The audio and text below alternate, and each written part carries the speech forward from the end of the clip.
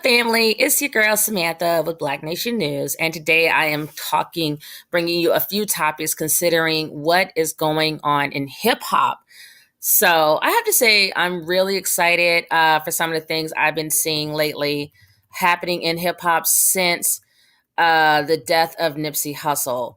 There have been a few things that I feel have kind of been happening.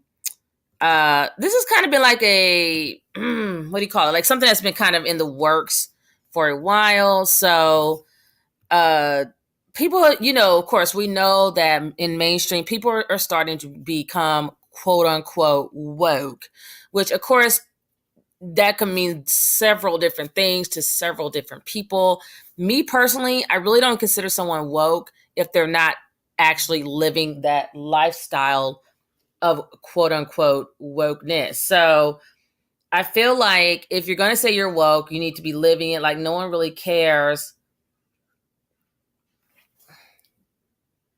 No one really cares what you are going to, no one really cares like what you're going to say as far as like being conscious and like what knowledge you have. Like I always tell my children, like it doesn't matter how much knowledge you have in your head if you don't go to school and put it on paper when tests come down, etc.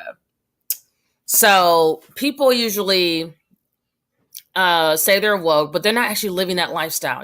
So anyway, so I'm glad to see that things are actually starting to like take that turn for the better because for the longest time, I would say for like the last 2 decades, hip hop has been like a hot mess. I mean, mumble rap, seriously, what is that? So I just kind of checked out of like the whole hip hop rap game since let me think. Kind of around 2000, probably the early 2000s. I graduated high school in 2000, so I kind of was like, not, I basically grew up. I wasn't feeling hip hop. Sometime shortly after I graduated from high school, I felt like it was becoming too over sexualized, too disrespectful to Black women, and I just couldn't keep condoning it. So I'm really happy to see brothers like Ti speaking out and really starting to put that accountability back into the Black community and starting to give us some standards. Like we haven't had standards for like two decades. It's like it's like in the 60s, Black people were dressing nice. They wearing suits and nice dresses. They were respectful to each other. And it's like now it's just like everyone's bitches and hoes and it's like anything goes. So I'm just kind of tired of that. I'm just like, this isn't cool. Like, and for a while, a lot of people want to say, "Oh, music doesn't is just entertainment," but that's not true. That's not true. If you're woke, you know that music and television, the media is there to brainwash you and advertise to you and persuade you to be doing something you probably ordinarily wouldn't be doing. So I wanted to point out these articles to show how the conscious community and the wokeness of the Black race, we are waking up, is kind of falling into the hip hop community now because we are all Black people on this earth are all of like, we are all to come together. This has been prophesied, and we're all of like mind. We're all to come together at one point, finally at some point, and be all in sync. And I believe that's what's happening. Is starting to take shape. So right here, we talk about T.I. calls out Kodak Black over insensitive widow comments about Lauren London. I don't think I'm going to play the video because I just don't want to. It slows down my computer. So I'm going to go ahead and just read it. Kodak Black sparked outrage this weekend when he announced his intentions to romantically pursue Lauren London, the girlfriend of the recently slain rapper Nipsey Hussle. Lauren London, that's baby, though. This is what he's saying. She's about to be out here single, Kodak said during an Instagram live broadcast. She finna be a whole widow out here. Ugh, it's just disgusting to even say it. I'll be the best man I can be for her. I'll give her a whole year. She might need a whole year to be crying and shit for him. He continued, I ain't trying to shoot my shot at her, whatever that means. I'm saying, listen, she can do 2-3 years. I'll try to be like the friend if you need to holla or a shoulder to lean on. She can call my line. So I guess he's trying to say he's not trying to sleep with her. He's saying I'll be friends with her for 2 or 3 years, and then I'll holla. I guess I don't. That's me translating what he just said. Okay, so Rap Vineyard wrote, Kodak Black on IG talks about Lauren London being single and a widow, that she only needs a year to grieve for Nipsey Hussle before Kodak will get her like she will ever want Kodak Black's crazy looking self. Kodak Whack, that's what I call him. This is so shameful and disrespectful. They are correct. So fans and hip hop figures blasted Kodak for his level of disrespect. Bronx-based MC Myson the General criticized Kodak for taking clout chasing too far, while the game demanded Kodak to keep Nipsey's name out of his mouth. Yes, please do. And now T.I. has decided to put the South Florida rapper in check. Hey, Kodak Black. I love T.I. I really do. He says, hey, Kodak Black, you out of pocket, N-word. Fix that shit. Quickly. Expeditiously. Tip said in an Instagram video. If I see you, I'm going to say it to your face. You out of pocket, N-word. Get your motherfucking self together. T.I. captioned the post, get your motherfucking self together, young N-word. This ain't no motherfucking game. So T.I. was pissed, and he let it be known. And I'm loving, people, I forget what people call it, when people call it like, what is it, G-checking? But you can see I've been out of mainstream because I'm just like, they're trying to like totally screw up our heads as a Black race. I don't have time for that. But anyways, so I think I heard someone calling it G-checking when rappers check other rappers. And I'm loving it. I'm so here for it right now. So they said Kodak commented on T.I.'s video simply writing, or what? He also addressed the ATL rapper on Instagram Live. Man, listen, I said what I said. You trying to misconstrue what I said. Misconstrue what I said. Fuck that. I don't give a fuck what y'all talking about, Kodak said. T.I. man, I don't care. I'm in Georgia right now. Okay, so I guess he's threatening T.I. and saying you can find me in Georgia because I think T.I. is usually in the ATL if I'm not getting my facts mixed up.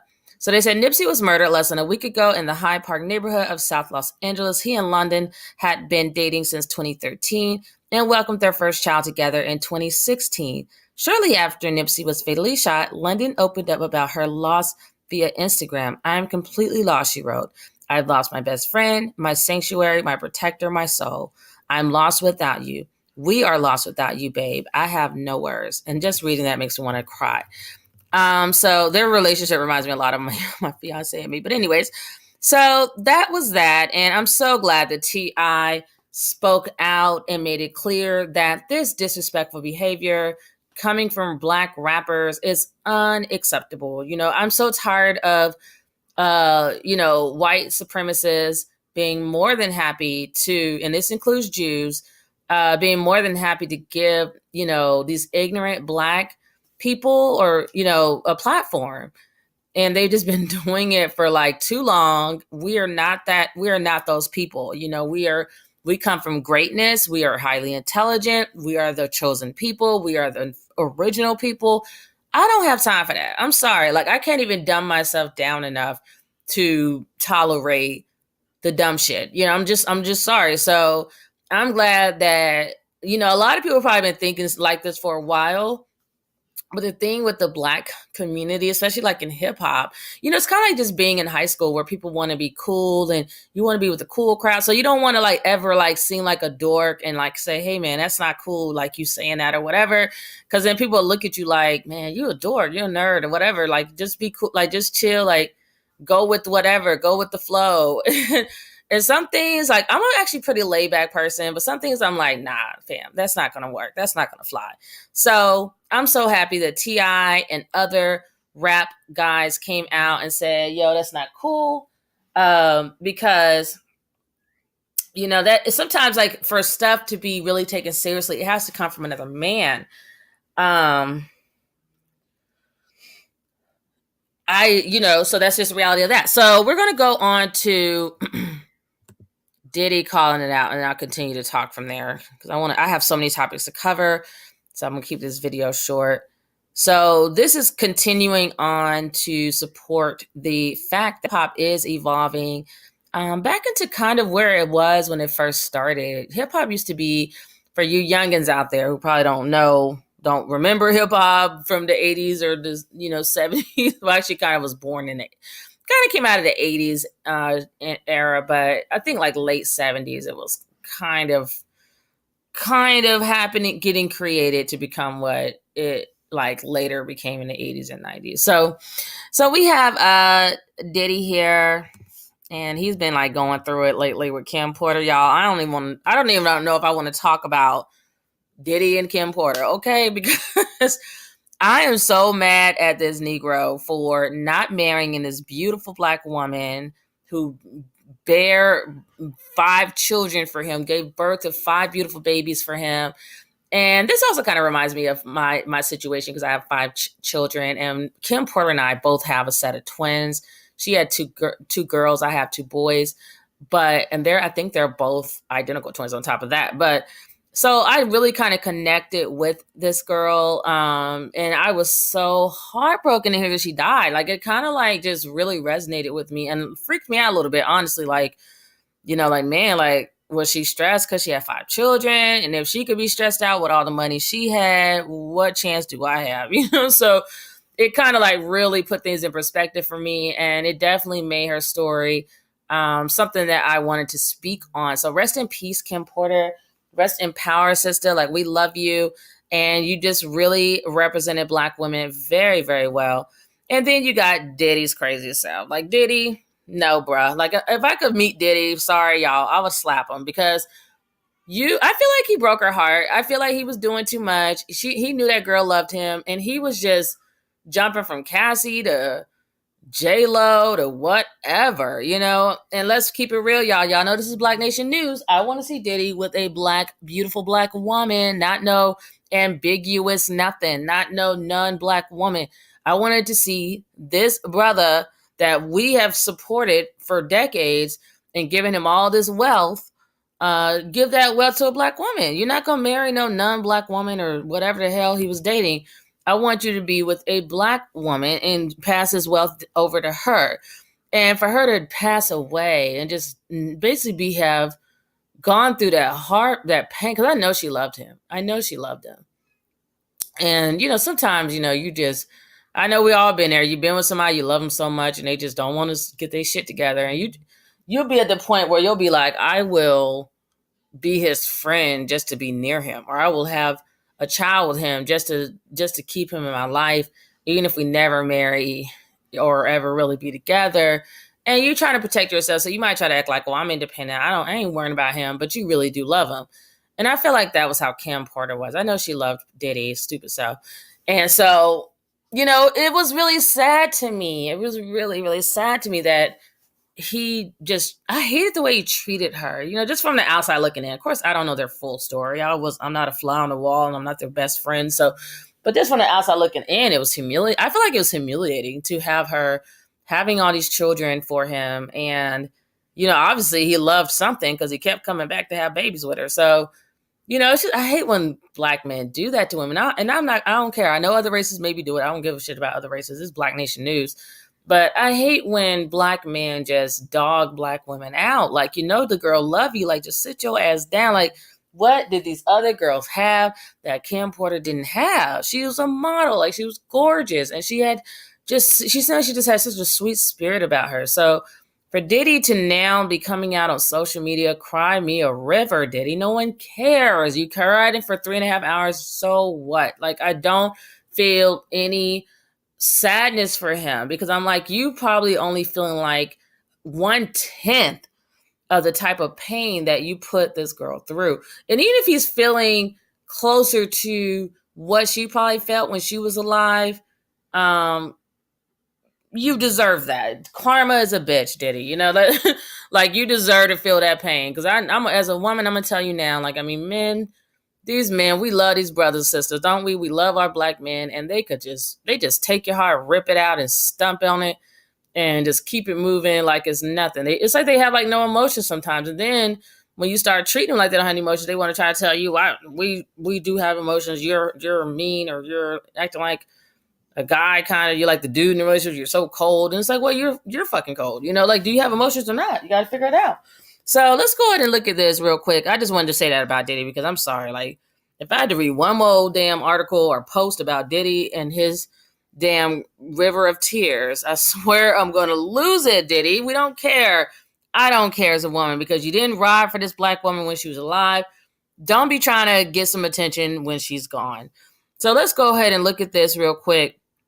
So they said the death of Nipsey has sparked many dialogues throughout the hip-hop community, and now that a week has passed since the 33-year-old rapper was mercilessly gunned down, Diddy has a message for the people.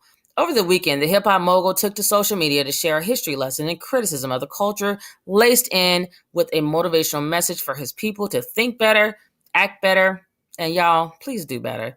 There's nobody responsible for us except for us, Diddy wrote as a caption to his video.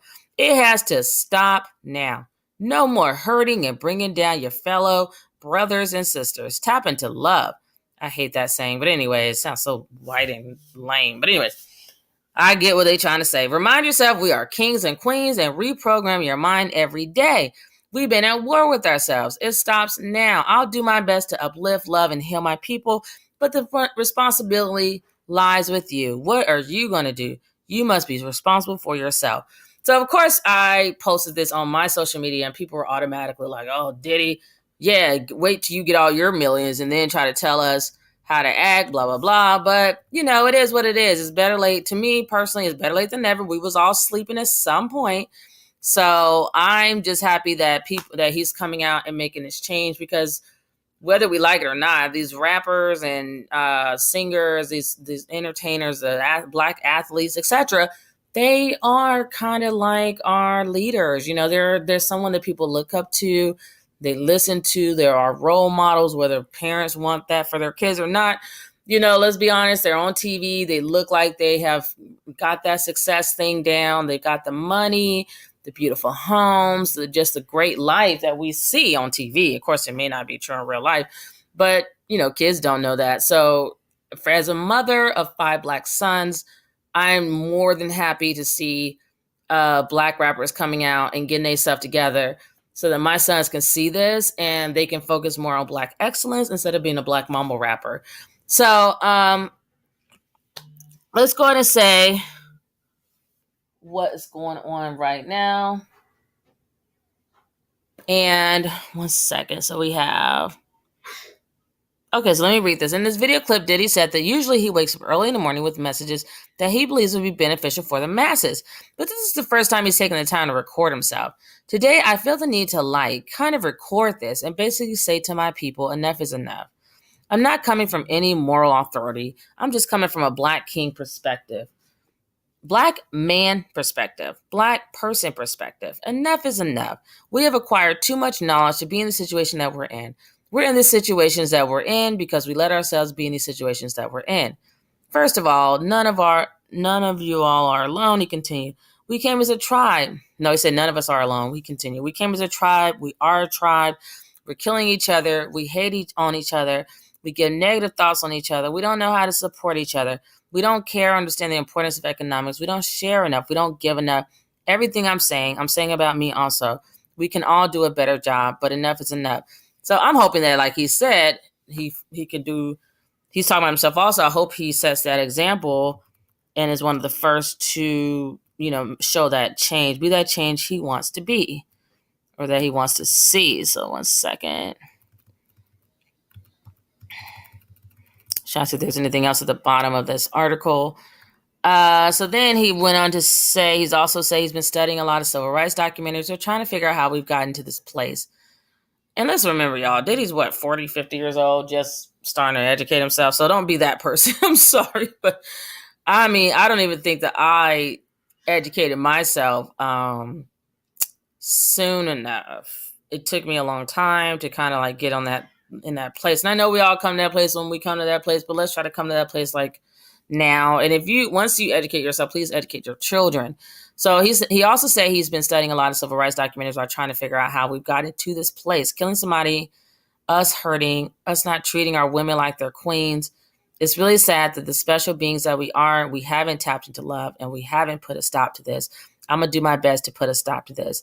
I'm going to do my best to uplift my people, to love my people, to help heal my people, to do whatever I can. But I'm only responsible for me. I can only be responsible for me. You can only be responsible for you. And I'm just asking as a people to come together with that level of responsibility. So with that, guys, I'm going to go ahead and leave you with those final words, as Diddy said, and T.I. speaking out. And I'm just going to roll out on that note because that was a great way to end it. We are responsible for how we end up, Black people. Yes, I know white supremacy obviously is out there doing crazy white people shit, but we still can do, I feel like we can do a better job to try to fight against it. I see a lot of people on YouTube or just channels just kind of like going along with it. And it's just unacceptable. And I know people want to be happy or they don't want to be uncomfortable. But I always remind people, like, our ancestors went through hell. They went through a lot worse than we ever can imagine. So if you just have to turn off the TV to boycott the NFL and stand in solidarity with your people, please do that. Like, how does it serve you?